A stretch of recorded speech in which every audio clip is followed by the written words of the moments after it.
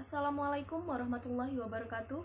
Perkenalkan, nama saya Kusrina Lufayati. Saya dari kelas 12 OTKP 1. Di sini saya akan menceritakan sejarah singkat dari seorang wirausahawan, yaitu Harlan David Sanders atau penemu KFC.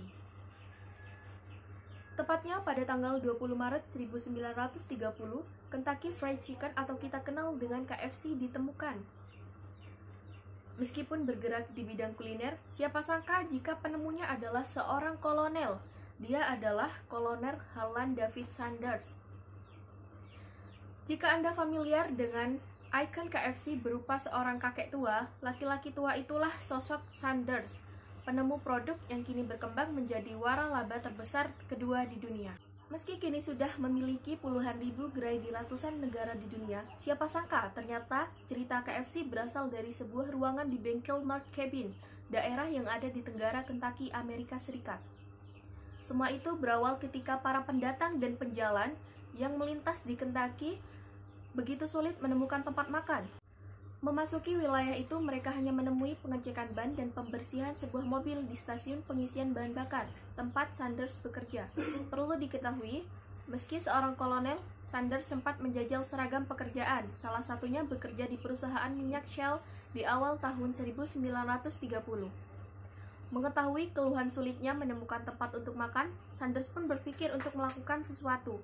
Latar belakangnya sebagai seorang anak yang telah ditinggal sang ayah sejak usia 6 tahun dan terbiasa memasak untuk adik-adiknya, membuatnya berpikir bahwa apa yang bisa ia lakukan adalah memasak. Tak lama kemudian, ia merombak ruangan penyimpanan kecil di stasiun pengisian bahan bakar tempatnya bekerja dan melapisinya dengan lantai. Di sana ia meletakkan sebuah meja makan dan mengelilinginya dengan 6 kursi. Meja dan kursi itu adalah perabot yang biasa ia gunakan bersama keluarganya. Sanders pun mulai menyajikan beragam menu makanan desa di meja yang ia susun di ruangannya penyimpanan itu pada tanggal 30 Maret 1930, mulai dari daging ayam, kentang, tumbuk, biskuit, dan ayam goreng. Selain memanfaatkan peluang, upaya ini juga ia lakukan untuk menambah pendapatannya sebagai karyawan di masa-masa depresi ekonomi yang sulit. Sanders pun membuka Sanders Cafe yang terletak hanya di seberang lokasi semula. Restoran itu sempat tidak lagi membuat ayam goreng karena lamanya proses memasak yang dibutuhkan. Namun tak lama ayam goreng kembali dihidangkan setelah Sanders menemukan resep rahasia berupa penggabungan 11 bumbu rempah dan memasak ayam menggunakan panci presto agar proses menjadi lebih cepat.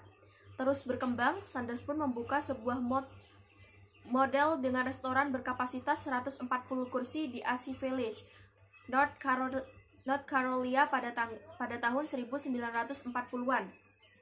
Nama tempat itu adalah The Sanders Court dan Cafe. Di sana ia menyempurnakan resep rahasia dan cara memasak ayam goreng yang sebelumnya telah ia temukan.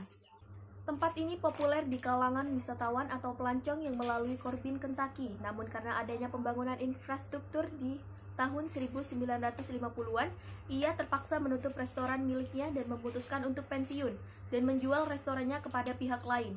Ia bertekad mewaralabakan ayam goreng dengan resep rahasia yang selama ini ia jual, namun upayanya banyak diremehkan.